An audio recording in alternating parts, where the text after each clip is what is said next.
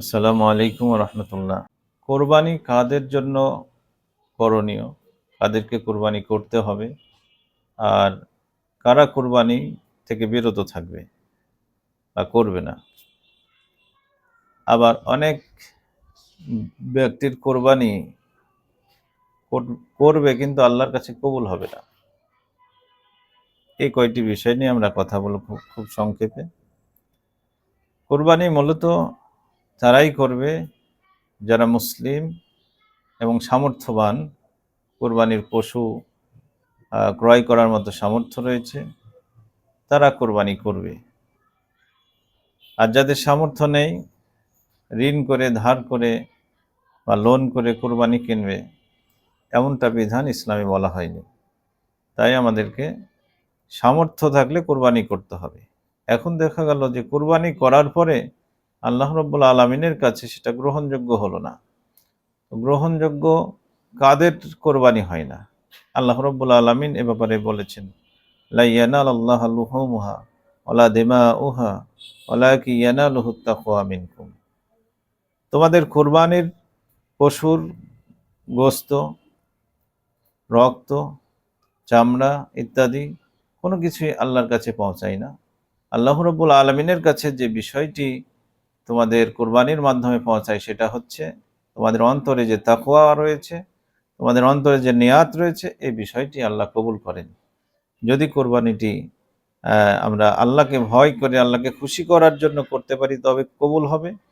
আরেকটি বিষয় হচ্ছে, আমরা যদি কোরবানিটা হালাল উপার্জন থেকে ক্রয় করতে পারি, তবেই আল্লাহর কাছে সেটা গ্রহণযোগ্য হবে।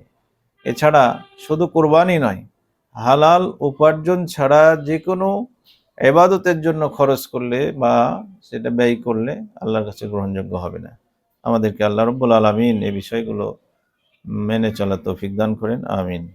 যে আল্লাহর নবী সাল্লাল্লাহু আলাইহি সাল্লাম খুব সংক্ষেপে বলেছেন, মান ওয়াজাদা সাআতান, যে ব্যক্তি সামর্থ্য রাখে কোরবানি করার মতো, কোরবানি দেওয়ার মতো সামর্থ্য আছে, তারপরেও সে অবহেলা করে বা অনিচ্ছা করে কোরবানি করলো না, আল্লাহর নবী সাল্লাল্লাহু আলাইহি সাল্লাম খুব শক্তভাবে বলছেন যে ফালা ইয়াকরাবান্না মুসাল্লানা, তারা যেন আমাদের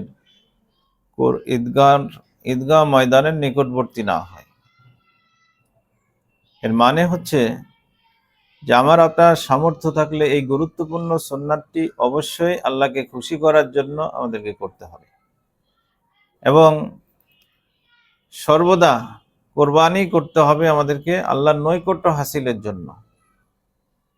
হযরত ইব্রাহিম আলাইহিস সালাম যে মানসিকতা নিয়ে নিজ সন্তানকে কোরবানি করতে গিয়েছিলেন, সেই নিয়াত, তার উদ্দেশ্য ছিল আল্লাহর নির্দেশ পালন করা এবং আল্লাহকে সন্তুষ্ট করা, আল্লাহর নৈকট্য হাসিল করা। এবং আমাদেরও প্রত্যেকের উচিত যে সাধ্যমতো সুন্দর একটি পশু ব্যবস্থা করে বা ক্রয় করে বা বাসায় থাকলে সেটা দিয়ে আমরা আল্লাহর সন্তুষ্টি এবং নৈকট্য অর্জনের জন্য কোরবানি করব।